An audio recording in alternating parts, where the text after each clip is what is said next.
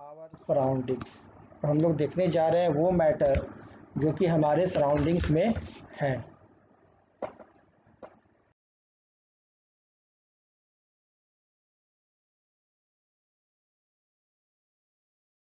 Matter, anything which occupies a space and has mass is called matter, that is they have volume.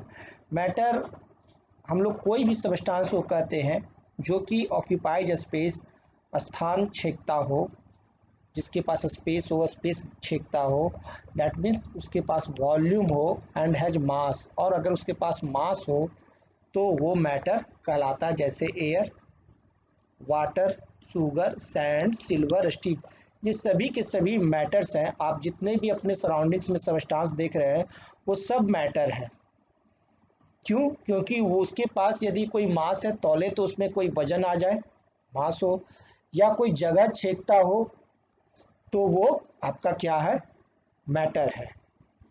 The only conditions for something to be matter are that it should occupy a space. यह जरूरी है कि वो space occupy करे, and have mass, और mass उसके पास हो। यानी मैटर होने के लिए दो ही कंडीशन है, पहला कि वो स्पेस ऑक्यूपाई करे, और दूसरा उसके पास मास हो। The things like friendship, love, affection, hatred, good manners, thoughts, ideas, taste and smell, etc. don't occupy a space. ये सब कोई स्पेस नहीं ऑक्यूपाई करते हैं, एंड डोंट हैव मास, और ना तो इनके पास कोई मास है, इसलिए ये सब मैटर नहीं है। That means adjectives are not matters.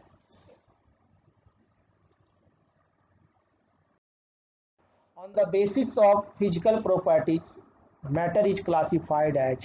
Physical properties के आधार पर मैटर को तीन भाग में बांटा गया है। Number 1 solids, number 2 liquids and number 3 gases. Physical properties के आधार पर मैटर को कितने भाग में बांटे हैं? तीन भाग में, सॉलिड, लिक्विड और गैस।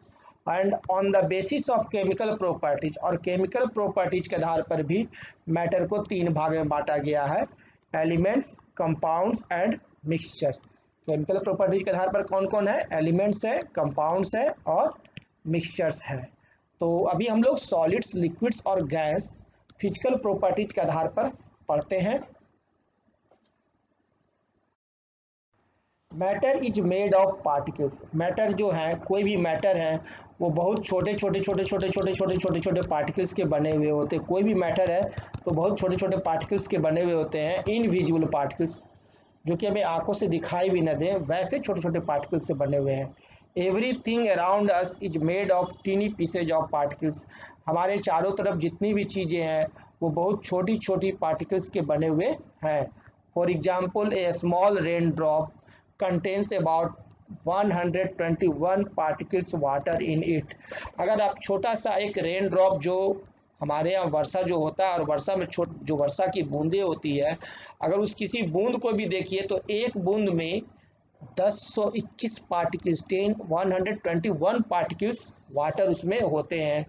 यानी छोटी सोचिए कि कितने सारे पार्टिकल्स के बन से एक वाटर का ड्रॉप बनता है।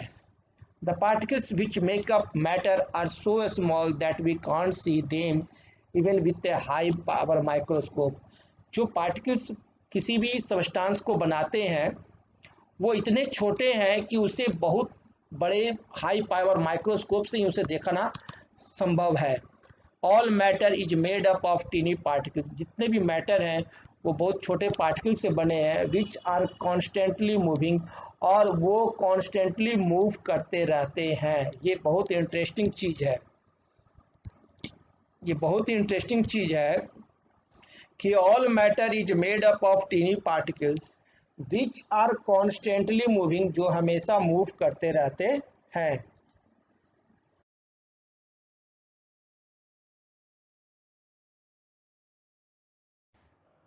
Dissolving a solid in a liquid. देखिए, एक सॉलिड को लिक्विड में डिजॉल्व करते हैं। Potassium permanganate is a purple coloured solid substance. Potassium permanganate जो है पर्पल कलर्ड का सबस्टांस है, solid substance. And water is a colourless liquid, और वाटर क्या है? कलरलेस लिक्विड है। So we will first study the dissolving of potassium permanganate in water. When a crystal of potassium permanganate is placed in a beaker of water, the water slowly turns purple on its own even without stirring. The spreading of purple color of potassium permanganate in the whole water of beaker. यदि आप एक beaker में पानी लें और उसमें potassium permanganate का एक गोला डाल दें तो आप देखेंगे जो कि पर्पल कलर का होता है, थोड़े ही देर में ये पोटेशियम परमैंगनेट धीरे धीरे धीरे धीरे धीरे धीरे धीरे वो क्या करते हैं, पूरे में फैल जाते हैं और पूरा का पूरा वाटर का जो कलर ही है वो पर्पल हो जाता है, जो कि बताता है कि पार्टिकल्स मूव करता है, particles constantly moving. Sugar dissolving in water. When sugar is added to water and stirred, it dissolves quickly. जब हम लोग शुगर को वाटर में डालते हैं, पानी के में लेते हैं और पानी में हम लोग जब चीनी डालते हैं तो वो बहुत जल्दी नहीं घुलता है, तो हम लोग क्या करते हैं, चम्मच से उसे स्टीर करते हैं, घुमाते हैं, गोल गोल घुमाना शुरू करते हैं, वो बहुत तेज़ी से घुल जाता है. The sugar seems to disappear. Sugar गायब हो जाते हैं. What happens to the sugar when it dissolves? क्या होता है जब शुगर डिजॉल्व करता है? Where does the sugar go? Sugar जाता कहाँ है? Both sugar and water are made up of very small particles. दोनों शुगर और वाटर दोनों बहुत छोटे छोटे पार्टिकल्स के बने होते हैं. These particles are too small to see even under a microscope. ये इतने छोटे होते हैं कि उसे माइक्रोस्कोप से ही देखा जा सकता है. When sugar dissolves, teeny sugar particles break off from each solid sugar granule. और वो जो शुगर हैं वो जब डिजॉल्व होता है तो और छोटे छोटे पार्टिकल्स में टूट जाते हैं. These sugar particles go into the space between the particles of water. और जो वाटर का जो पार्टिकल्स होता है उसके बीच में जा कर के यह पार्टिकल्स बैठ जाता है एंड मिक्स विद देम, और उसके साथ मिक्स कर जाता है. So the sugar solution will taste sweet even though we can't see the sugar in it. और शुगर का जो सॉल्यूशन है वो टेस्ट में स्वीट हो जाता है और हम लोग को शुगर दिखाई भी नहीं देता है. देखिए एक बीकर जो होता है, इस बीकर में क्या है कि वाटर पार्टिकल्स है. अब ये वाटर जो पार्टिकल्स होते हैं वो इतने छोटे होते हैं कि हम इसे आँख से देख नहीं सकते. इसे मैग्नीफाइंग बहुत हाई माइक्रोस्कोप होते हैं, उसी से हम लोग देख सकते हैं. और ये जो वाटर पार्टिकल्स आप देख रहे हैं, इसी वाटर पार्टिकल्स के बीच में जब शुगर घोलते हैं तो वो शुगर का पार्टिकल्स जा कर के बैठ जाता है. इनके बीच में जो स्पेस होता है उसी में जा कर के बैठ जाते हैं और पूरे वाटर में ये समान रूप से फैल जाते हैं, डिजॉल्व कर जाते हैं, जो कि यह दर्शाता है कि वाटर में ये जो घुल रहे हैं. और होता क्या है इससे कि जो वाटर का जो लेवल होता है वो चेंज नहीं करता है, बहुत कम चेंज करता है, चेंज नहीं करता और पता भी नहीं चलता है. और पूरा का पूरा जो वाटर है वो क्या हो गया, स्वीट हो गया. क्यों? क्योंकि वाटर के मॉलिक्यूल्स के बीच में शुगर का मॉलिक्यूल्स जा कर के बैठ गया है. क्यों? क्योंकि मॉलिक्यूल्स जो होते हैं, छोटे छोटे जो पार्टिकल्स होते हैं, जो मॉलिक्यूल्स होते हैं, वो कंटिन्यू मूव करते रहते हैं.